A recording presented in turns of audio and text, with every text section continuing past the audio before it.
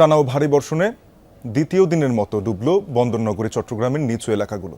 জলাবদ্ধতায় ভোগান্তি চরমে, হাঁটু থেকে কোমর পানিতে তলিয়ে গেছে মহানগরীর নিম্নাঞ্চল। অনেক সড়কেই গাড়ি চলাচল বন্ধ, পানি ঢুকেছে বাসাবাড়ি, দোকানপাটে। নগর জুড়ে তৈরি হয়েছে অচলাবস্থা, বিপর্যস্ত জনজীবন। এদিকে টানা বৃষ্টিতে পাহাড় ধসে প্রাণ গেছে 7 জনের।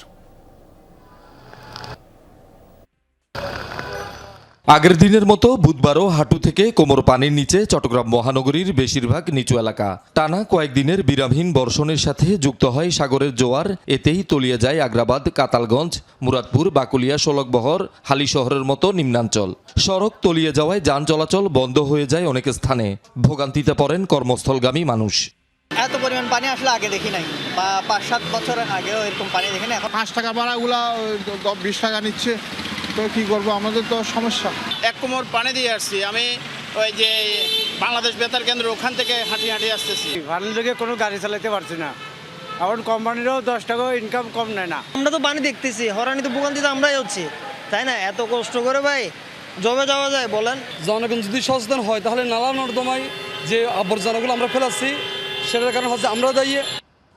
পানি ঢুকে পড়ে নিচু এলাকার বাসাবাড়ি, দোকানপাট, অফিস আদালতে।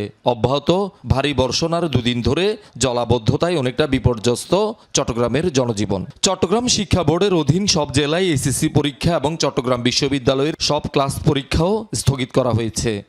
নালা এবং সবকিছু যদি একটু ভালোভাবে যদি পরিষ্কার করতো তাহলে এই অবস্থাটা হতো না।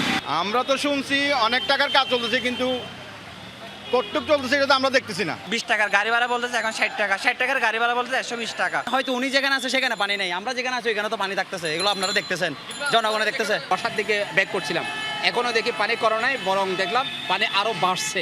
ড্রেন জাম হওয়াতে আপনার সব দিকে পানি, এবং বাসা, তার মধ্যে আপনার কালকেও পানি, আজকেও পানি। জলাবদ্ধতা এলাকা পরিদর্শন করে দ্রুত পানি নিষ্কাশনে কাজ চলছে বলে জানান সিটি মেয়র। অন্যদিকে এমন পরিস্থিতির জন্য আওয়ামী লীগ সরকারের অদূরদর্শিতাকে দোষারোপ করেন চট্টগ্রাম উন্নয়ন কর্তৃপক্ষের চেয়ারম্যান। আওয়ামী লীগ আমলে, বেশিরভাগ সরকারের আমলে তাদের রাজনৈতিক দ্বন্দ্বের কারণে তৎকালীন মেয়রকে এই কাজ না দিয়ে উন্নয়ন কর্তৃপক্ষকে এই কাজ দেওয়া হয়েছে। উন্নয়ন কর্তৃপক্ষ খাল কাটার জন্য, নালা নর্দমা পরিষ্কার করার মতো আমাদের ম্যান পাওয়ার নাই। যেহেতু দেওয়া হয়েছে, সেই ক্ষেত্রে আমরা সেনাবাহিনীকে এই কাজ হস্তান্তর করতে বাধ্য হয়েছি। 4-5টি খাল এখনো বাকি রয়েছে, যার কারণে সেসব জায়গায় এখনো নিচু যেসব জায়গা আছে পানি উঠেছে। তবে আমরা আশা করছি এই সময়টা কেটে যাওয়ার পরে আমরা সব যে সেবা প্রদানকারী সংস্থাগুলো আছে সবার সমন্বিত প্রচেষ্টায় ইনশাল্লাহ আমরা এটা কেটে উঠাতে পারবো।